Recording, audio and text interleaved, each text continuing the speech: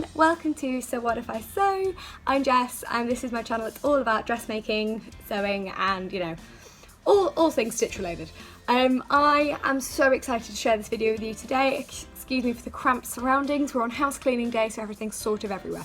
But I really want you guys to see this before August ends. These are my makes from the summer. I work seasonally, so in 3-month periods, so I will always do a video at the end of the season to let you know what I've made. I'm so excited, as I say, to put this out. I've made a lot this summer because I got my new machine and it really sped up my sewing and allowed me to tackle more complex projects, which is really exciting. So there'll be a little bit of a slideshow. All patterns and fabric supplies and everything are linked in the description below. And yeah, just enjoy. I'm going to tell you a little bit about my favourite garment, my most challenging garment, and also, you know, the couple of things I've learned along the way. So sit back, enjoy, have a look at what I've made, and let me know what you've made in the comments below.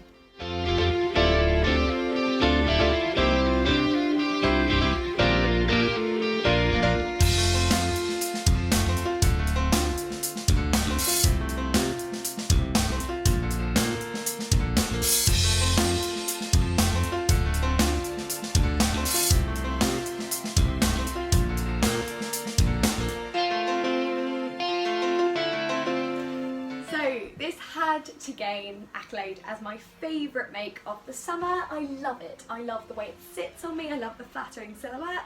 I love the fact that it's only do up his little hook and eye at the back. I love the fact that it's got one dart and yet it feels so shaped. It's probably one of the most wearable things I've ever made, and it's my first Viscose make as well, which, you know, again is a landmark because it's what helped me discover that I love Viscose. Viscose is gorgeous. And it was one of my last makes on my old machine. So it's got a lot of emotional relevance for me. It's also the garment that showed me I could sensibly give up fast fashion. Like, I can make things that are, you know, are wearable, that look bought is what I mean. Yeah, and it's a very emotional make for me. So I'll come a little closer. Bend down.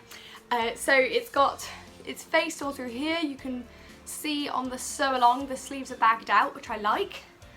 It's top stitched. The hem's a bit of a mess, but now I actually have a rolled hem foot, so it'll be easier. And then the back is keyhole opening. Should have a ruler loop and button, but I personally prefer hook and eye to do up behind my back. So yeah, there's personality in this. I adore the fabric. It's Rainbow Fabrics Kilburn and it's a Great British Sewing Bee pattern. I've actually done a sew along for it on YouTube, so you can go find that. It's linked in the description below. And yeah, I'm pretty proud of it.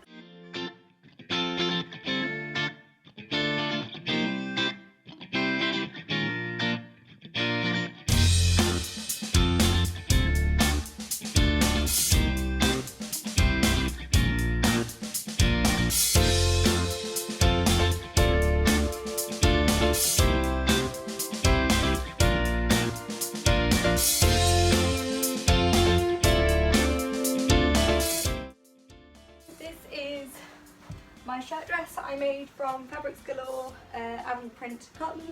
It is probably one of the most challenging things I've ever made in my life. Partly because the bodice is self-drafted, partly because it's my first collar, my first buttonholes, my first buttons. And yeah, it was a big achievement because I've always struggled to buy shirt dresses that fit, that over the bust and the waist. Hips, I love the silhouette of this. The top is self-drafted massively because normally I don't change bust measurements, but when it comes to shirts you have to, otherwise they won't close properly or they pull, which is incredibly frustrating. So lessons I learned from this: if you're changing the bust to fit, you also need to change the back pattern, i.e. you may need to adjust. So I could have taken a little bit more in the darts at the back, and I could have made the back piece slightly shorter because I really made an effort on the bust to make it the length of my torso. And I didn't do that with the back, so I definitely could have made the back slightly, as you can see the waist drops a little below the line, so I could have made this slightly shorter. The buttonholes are a bit of a mess, but I don't care because they're my first ones. And I'll just come here. So this is my first collar, which I'm actually pretty proud of, but I definitely could have measured the buttonholes a little bit better because they're slightly messy. And also the sleeves, again, I did a full bust adjustment. I didn't think I'd have to change the front of the sleeve. So it does pull slightly. I could have made this shorter in terms of the bust pattern and the sleeve longer. That would have helped a lot. But But again, you only learn by doing these things. I'm immensely proud of this garment. I can still definitely wear it to work and out, and I absolutely love it. So this is my most challenging garment of the summer, but I'm definitely really proud of it. If you're interested in how I got on and all the stages of the process, I've done 3 blog posts on each stage of making this.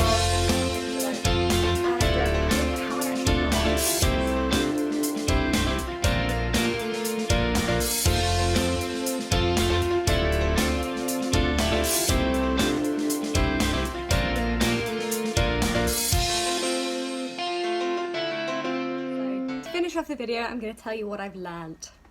Number 1 is to take it slowly. Sewing is meant to be fun. I am awful for really getting into a project and then stressing myself out. Take it slow.